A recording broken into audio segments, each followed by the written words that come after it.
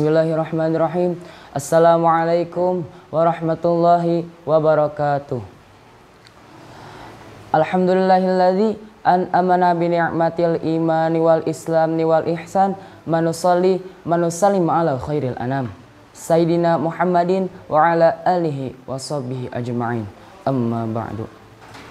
Yang pertama-tama dan yang paling utama, marilah kita panjatkan kehadirat Allah Subhanahu wa taala karena telah memberikan kesempatan kepada kita untuk berjumpa lagi dengan bulan yang mulia, yakni bulan suci Ramadan dengan keadaan sehat walafiat.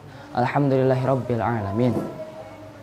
Salawat serta salam semoga tercurah limpahkan kepada Kanjeng Nabi Muhammad sallallahu alaihi wasallam, kepada keluarganya, kepada sahabat, kerabat, kawan dekat, dan kita selaku umat, semoga diberikan syafaat di yaumul akhir nanti. Amin amin ya rabbal alamin. Baiklah, saya akan memperkenalkan diri terlebih dahulu. Saya Firaz Arkan Sakif dari kelas 9A akan membawakan kultum kuliah 7 menit yang berjudulkan Pemimpin yang Bermoral.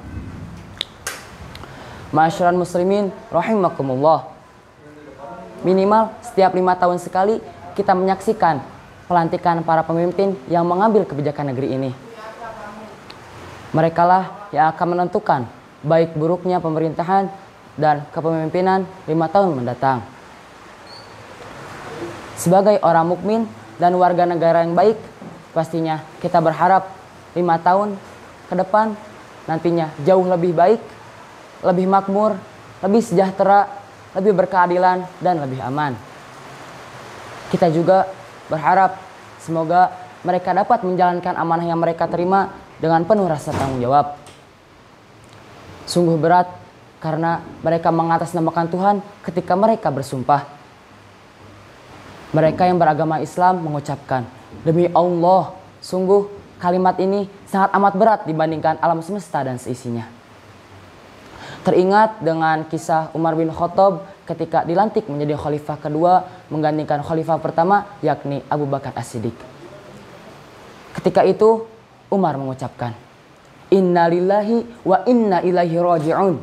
Seraya menangis, bersedih, dan bersujud munajat memohon pertolongan Allah Subhanahu wa taala agar diberi kekuatan untuk mengemban amanah yang sangat berat ini.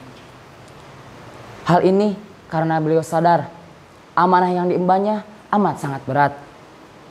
Terbayang oleh azabnya Allah yang akan turun ketika ia lalai dalam amanah yang diembannya.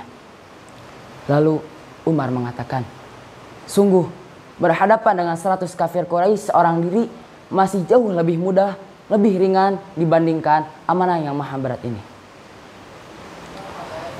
Pastinya kita semua berharap bahwa para presiden, para pejabat baru yang dilantik memiliki kesadaran sebagaimana Umar bin Khattab. Jabatan yang dimiliki bukan untuk memperkaya diri, melainkan untuk mendengarkan keluhan rakyat dan memikirkan bagaimana cara menyejahterakan rakyatnya. Dan juga takut di mana hari ia dimintai pertanggungjawaban atas amanah yang diembannya. Jamaah yang dimuliakan Allah Subhanahu wa taala, kalau kita amati para pemimpin dan pejabat baru memiliki otak yang cerdas atau bisa kita sebut orang-orang pintar. Dan kebanyakan dari mereka yang bertitel dokter dan profesor. Jadi permasalahannya bukan karena mereka bodoh, akan tetapi karena mereka tidak memiliki domir atau hati nurani yang bersumber dari keimanan yang benar.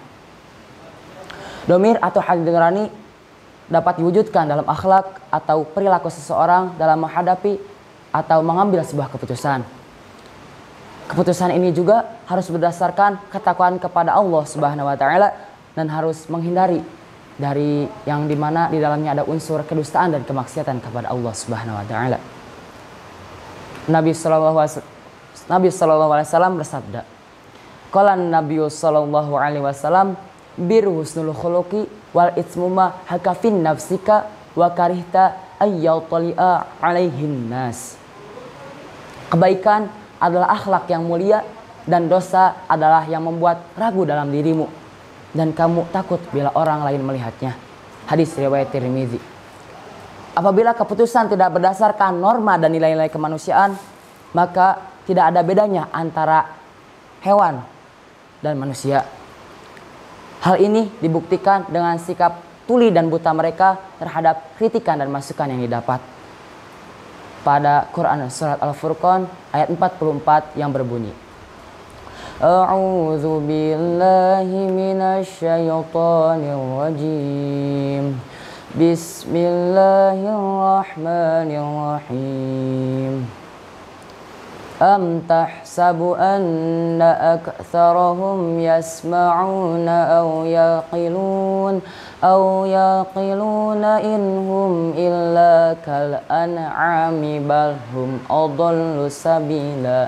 Al-ayah, sadaqallah, yang berarti, atau apakah kamu menyangka kebanyakan dari mereka mendengar atau memahami? Sungguh mereka tidak lebih seperti hewan ternak, bahkan lebih buruk daripada hewan ternak itu. Maka sudah saatnya para pemimpin kita meneladani Umar bin Khattab. Oleh karena itu, siapapun yang memimpin bangsa ini harusnya bisa mendengarkan keluhan rakyat kecil, mementingkan kepentingan nasional, dan juga mencari solusi yang memihak kepada rakyat. Ini tidak mungkin terjadi kecuali manusia berkarakter seperti manusia, bukan manusia berkarakter seperti hewan, yang akibatnya terjadi hukum rimba. Maka siapa saja yang kuat maka akan menang, dan yang kalah pasti akan musnah. Sekian dari saya. Mohon maaf bila banyak kesalahan dan kekhilafan, karena saya tidak luput dari semua itu. Assalamualaikum warahmatullahi wabarakatuh.